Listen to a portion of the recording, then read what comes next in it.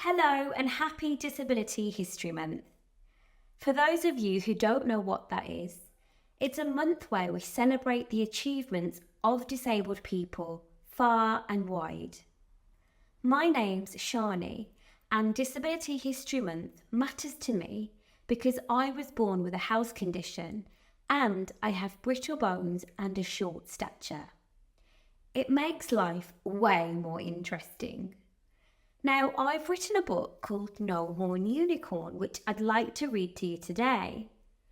It tells the story of Hugo the unicorn who lives in Wildberry Forest. He's a unicorn with a difference. All the others have long white horns, but not Hugo. Can he show his friends that not every unicorn needs a horn? Let's find out. Somewhere between the quiet mountains and a bright blue waterfall lies Wildberry Forest. Here, birds sing their songs and fairies dance in and out of the trees. Fairies work and play, spreading joy everywhere, while rabbits hop and squirrels scurry.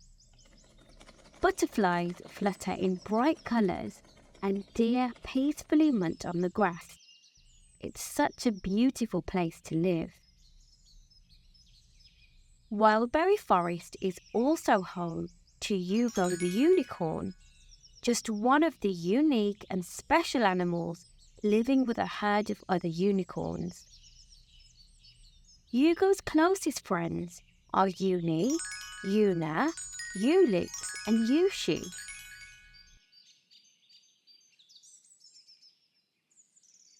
Together, they explore enchanted meadows, chase shimmering rainbows, and go on adventures.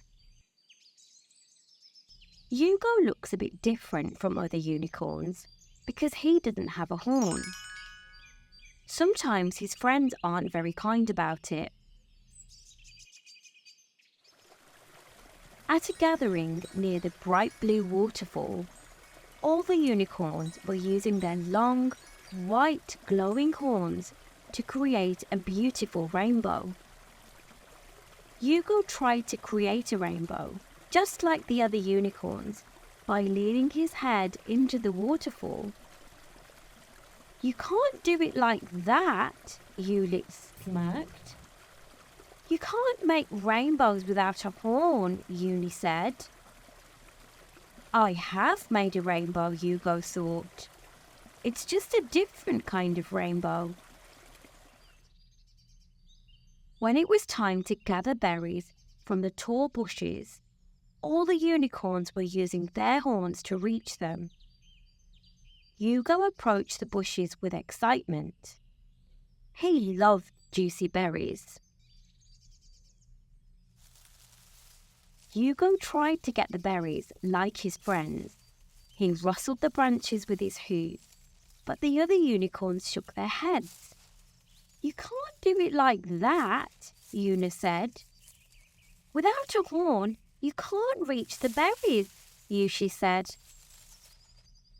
Hugo slowly trotted away from the bushes. He was hoping one of the others might call him back, but no one did. There are lots of ways to get berries, Hugo thought. I just do it differently. The next day was the fairies' annual hide-and-seek competition in Wildberry Forest, and Hugo was excited to join in the fun. "I'm really good at hiding," Hugo thought. "Maybe the other unicorns will remember that and be kinder today." As the game began, Uni, Una, Ulix and Yushi scurried to find the best hiding spots. But the unicorns were finding it a bit difficult to hide because of their long horns. Hugo didn't have any difficulty. Without a horn, he skillfully used his natural colours to blend with the greenery. Weaving through the trees with grace, Hugo's unique appearance helped him disappear into the forest. Uni, Una, Ulix and Yushi were soon found by the fairies. They searched high and low for Hugo, but he'd vanished.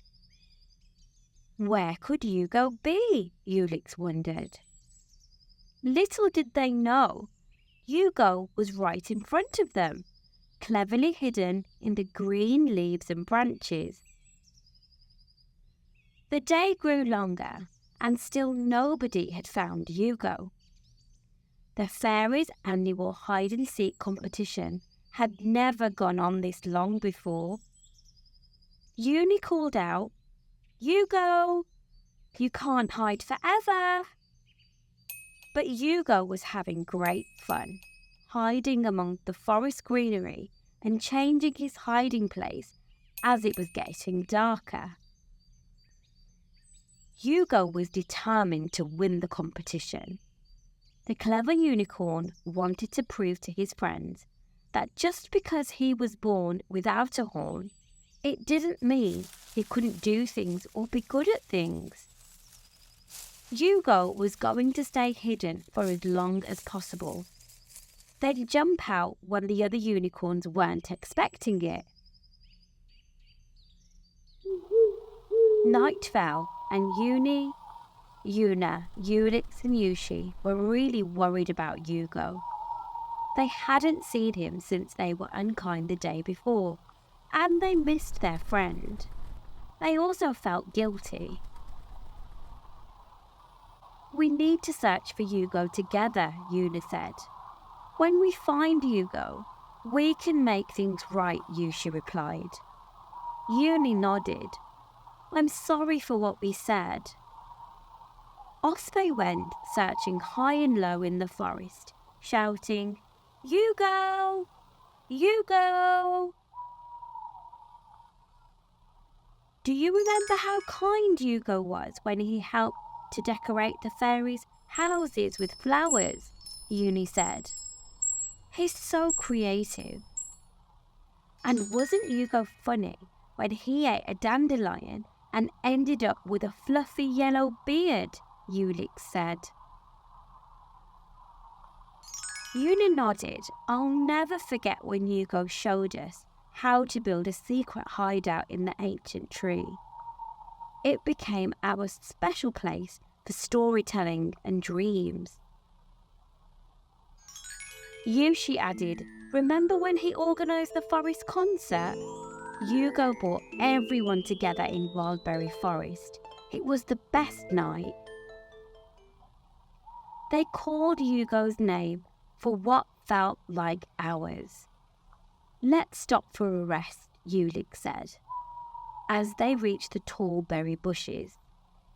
"This is where we last saw Hugo yesterday," Uni remembered.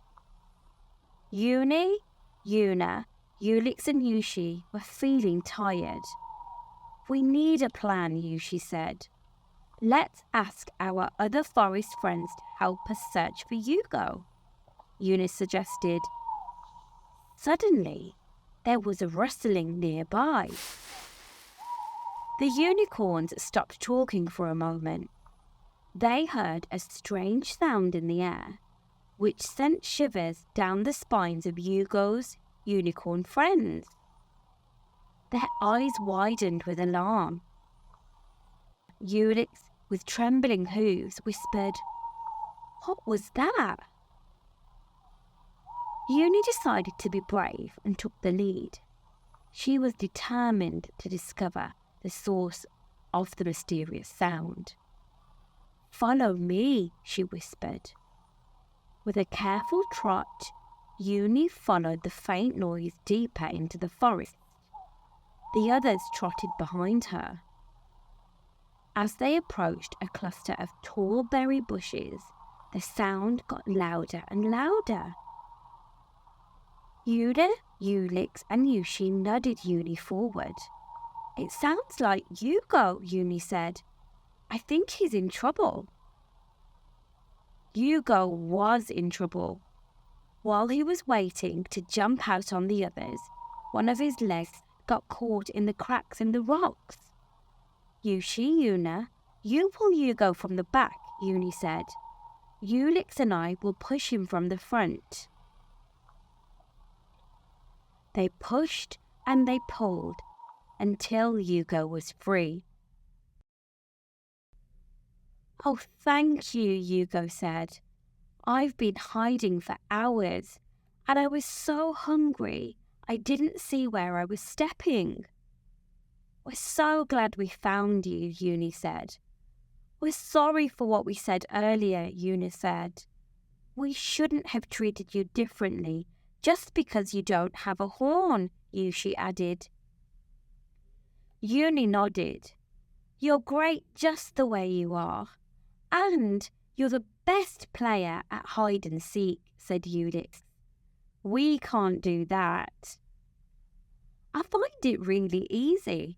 I just don't like all the waiting around, chuckled Hugo. Let's go home.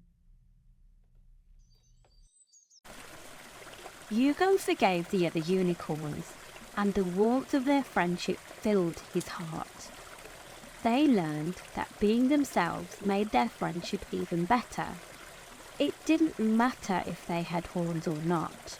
What counted was accepting each other for who they were. True friends accept you for you, and that's what makes friendships so magical. The tale of Hugo, the unicorn without a horn, became a legend. The forest echoed with laughter and joy as the unicorns, with and without horns, played together. Hugo tried to teach the others how to hide, but they were never quite as good as him. I can do that. I can make beautiful rainbows. I can make beautiful decorations. I can build good camps. I can make others laugh. I can organize a concert. I can help my friends. So that's the story of Hugo, the no-horn unicorn. It just goes to show it's good to be different, and everyone has something unique about them. What's unique about you? To celebrate Disability History Month, I'm holding an exciting competition, and I would love you to get involved. You can win a special visit from me to come to your school, a bumper bundle of Big Cat books for your library, and a signed copy of No Horn Unicorn just for yourself. I'd love for you to design your very own unicorn as a new friend for Hugo. But you need to tell me what makes them so unique and why would they make a great friend for Hugo. Be sure to describe them in your entry and don't forget to add your name so I know it's from you.